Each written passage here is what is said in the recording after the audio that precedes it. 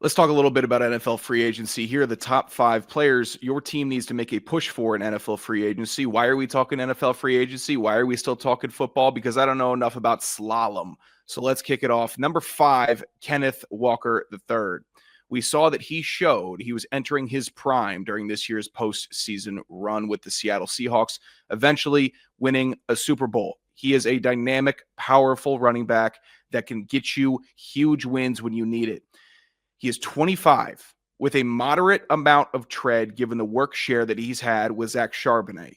We've seen the memes. We've seen the hand the ball off to Charbonnet when we get it to the one. Get it. It's funny stuff that we see in football and especially football Twitter.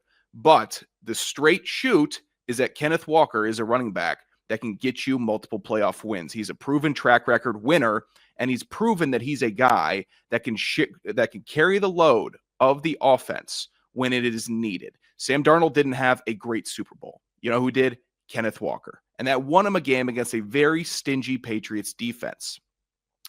Whoever has Kenneth Walker for the next 3 years will have a running game. How important is that to you? How important is it to you to know that your team can run the rock? To me, that's pretty vital. To me, being able to run the rock means I could win a playoff game as long as we don't bungle it in the first 18 weeks of the season. Having Kenneth Walker there, security blanket, someone that you can lean on and trust. It's as simple as that. He's reminiscent of how LeGarrette Blount, to me, of how LeGarrette Blount was used with the Patriots during their late Brady era Super Bowls, where we're not talking about LeGarrette Blount as like a top 10 guy. We're not seeing the jukes, and we're not seeing him be electric like Bijan Robinson or fast like Gibbs or the all-around guy like Christian McCaffrey. But they won Super Bowls with him, and defenses couldn't tackle that guy. And he had a feel and a presence for the game that got them wins out of the backfield with the running game in December and January. So if you are a team that is interested in winning a serious playoff game, treat him like the Patriots treated LeGarrette Blount, with respect and a lot of carries. Kenneth Walker III is a solid option that your team needs to be interested in. Pick up the phone. Say, we want to run the ball better. Our guy isn't good enough. You know who is? Your guy, Kenneth Walker. I want him. I need him. Get with the agents. You need Kenneth Walker. Number 4 is George Pickens. Now, the pundits think that Dallas is going to franchise tag him and that Pickens will play another year on the tag across CD with Dak Prescott throwing him big, deep balls out of the backfield. Okay, fine. Makes sense. Makes sense with the cap and the contract situation, and he's only had 1 year in Dallas. It's the wrong decision. It's the total wrong move. If I'm Dallas, I'm making the play. Here's the contract. But Dallas doesn't like to do that. Scratch that. Jerry Jones doesn't like to do that. Jerry doesn't like getting eaten and bit by big contracts that don't work.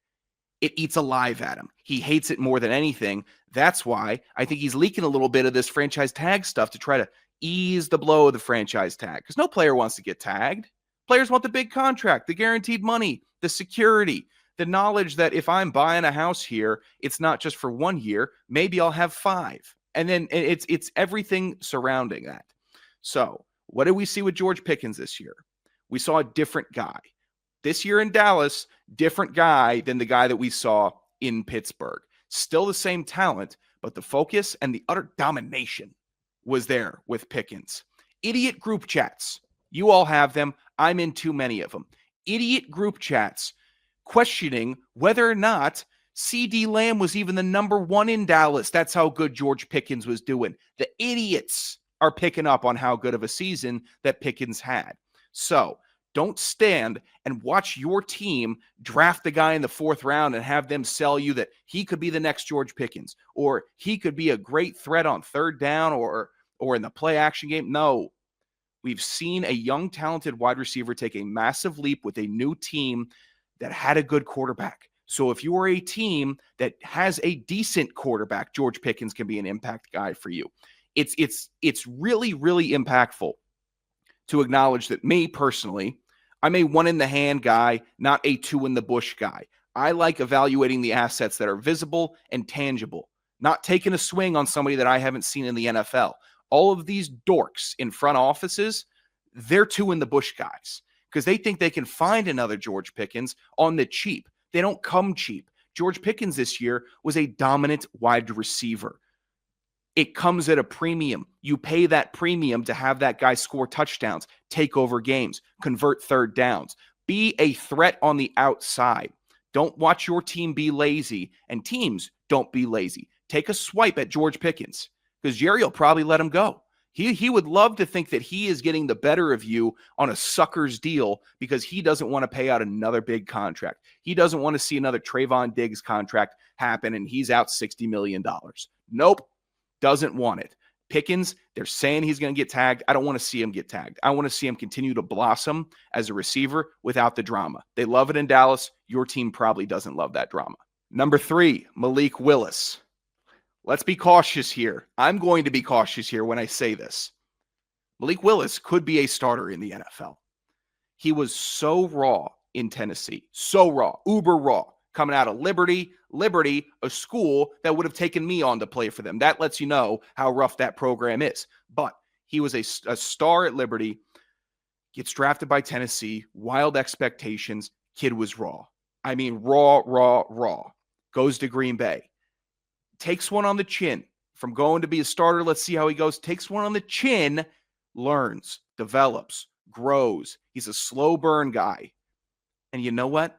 The NFL is adapting. The NFL is saying we can work with a slow burn guy. I don't need you to be fresh out the gate anymore. I'd like it. I'd like to have a rookie quarterback come in. I get 4 years on a rookie deal. You win us a Super Bowl. You win us a couple playoff games. You show me some investment. You could be a 12-year guy here on this team. But that is not the universal case in the NFL anymore. We saw that with Sam Darnold. We saw that with Baker Mayfield. It's the era of the reclamation quarterback. We saw it a bit with Daniel Jones, and I hate to even bring him up as a reference point for good quarterback finding a better team. Malik Willis found a better team. And Malik Willis became a better quarterback. His mobility is still a nightmare for defenses. I know that we're in a hyper-mobile, hyper-scramble, extend the play. Maybe these defenses are catching up with a linebacker spy or an edge that doesn't really rush the passer but just contains him. Doesn't matter. Malik Willis is uber fast, uber mobile, and is able to extend plays with the best of them. So, with his development as a passer, which we saw shockingly good development when he had to step in this year in Green Bay, where he had command of the offense, making a lot of really good decisions. Pair that with his mobility, some team, a desperate enough team, a team that needs a quarterback this year. Maybe right now he's still a bridge guy, but a bridge guy with the youth and the dynamic athleticism that Malik Willis has, it could be a good pairing. I'm not saying he's a Pro Bowler next year. I'm saying for the quarterbacks available in free agency, Malik Willis is the most interesting, and your team needs to take a phone call about him if you have quarterback uncertainty, because at the very least, he's as good as the dude you got. So you might as well have a competition and see what happens. Malik Willis, number 3, you should be interested. Number 2 is Tyler Linderbaum, center.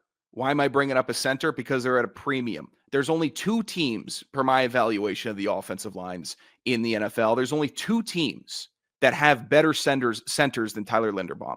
He is a stud, wide, very intelligent. You can tell he's a cerebral player up at the line in Baltimore. How solid he was. We knew Baltimore are draft geniuses, and they make so many right decisions. And there was a universal groan when we saw Tyler Linderbaum get drafted by Baltimore, because we figured they found a center for life. They found a missing piece, a building block, a guy that can lead the offensive line while you have a dynamic Lamar Jackson in the backfield and a still underwhelming offense. I don't think that they found the right pieces to surround Lamar, but different conversation for a different video. Right now is Tyler Linderbaum time.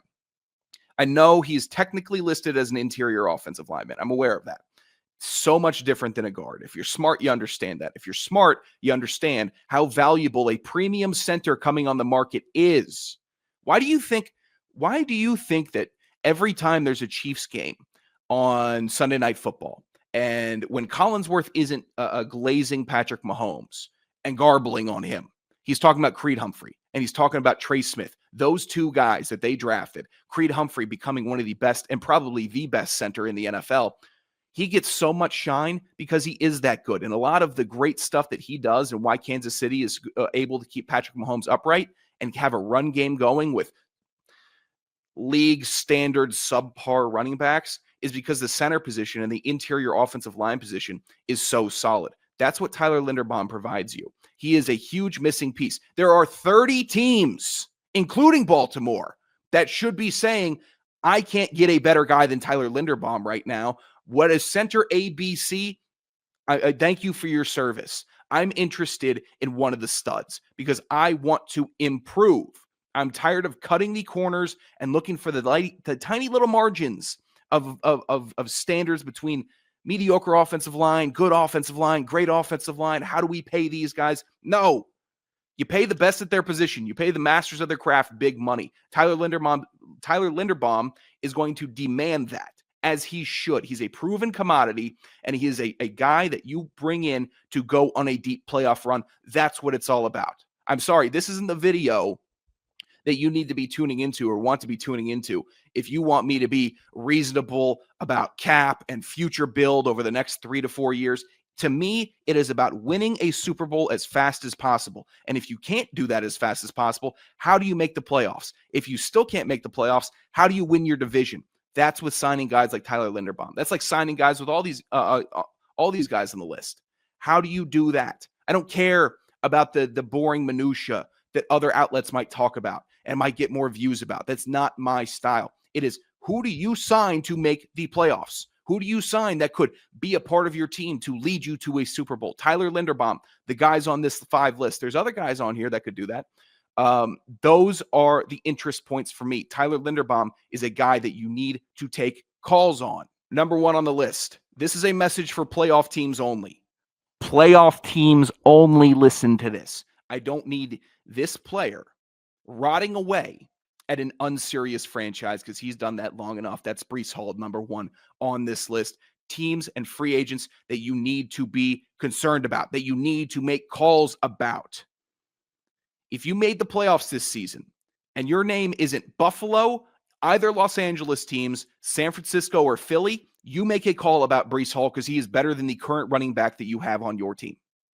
You make the call because he is better and he's still a running back. And you're not paying him $35 million a year like you would for a wide receiver one. You're paying him as a running back one significantly less. You are probably going to pay your running back running back one money regardless because you made the playoffs and you want to keep that nucleus tight. Wrong. Abandon that guy. Abandon him. Sign Breece Hall. Sign the guy that wins you a Super Bowl. He is a running back that can certifiably win you a Super Bowl because we saw what he did with the New York Jets. He's been rotting with them. He has been a great soldier in New York. He has been a player that has overcome every single conceivable adversity pitched to a player in the National Football League, primarily being a part of the New York Jets. Secondly, injuries, overcame them, and still bounced back. O-line concerns. They built their offensive line for pass protection. They did not build it for running downhill, which Breece Hall can do. Also, if you want to build your offense around a back who can run and catch the ball, Breece Hall can do that. You ever seen him take a screen? Oh my God. It's hard for him not to get 6 yards every time he touches the ball. If a playoff team signs Breece Hall, a playoff team from this year, or let's add the Kansas City Chiefs also. If any of the top tier teams in this National Football League sign Breece Hall, there will be a seismic reaction. It will be a how did we let that happen reaction. Similar to letting Kevin Durant go to Golden State. Am I crazy? You think so? Not really. Kevin Durant grinded away, showed his talent, showed how dominant he was. Then he went to a contender. And then everyone's like, how could we let this happen? Well, he needed to. And Golden State wanted to win a ring. So if any of these playoff teams, you want to win a ring, you give this guy a call. You say, we want you. You're still young. We've seen the good soldier work you've done. Fast. Not just fast. Explosive up to the line of scrimmage. Gets 4 yards. Can break a tackle. Find a second gear and take it 80. I know we're only starting on the 35 now, so it's a 65-yard touchdown instead of a nice 80-yarder or even a 75-yarder. Moral of the story. You sign these players if you want to make the playoffs. You sign these players if you want to win a playoff game. If you're one of these unserious franchises, like the team that I support, or the Browns, or the Raiders, or just a direct franchise, the Titans, don't take the call. What are you going to do with this guy? You're going to waste them. Don't do that. Don't be that team. Don't be that team that just says, hell, we have money. We have money. Let's get a play. No, it's a waste. It's a waste to me. It's a waste to you. It's a waste to the player. And it's a waste to the fans. If you're a serious team, sign Breece Hall. I'd be surprised if you didn't find immediate, thorough success.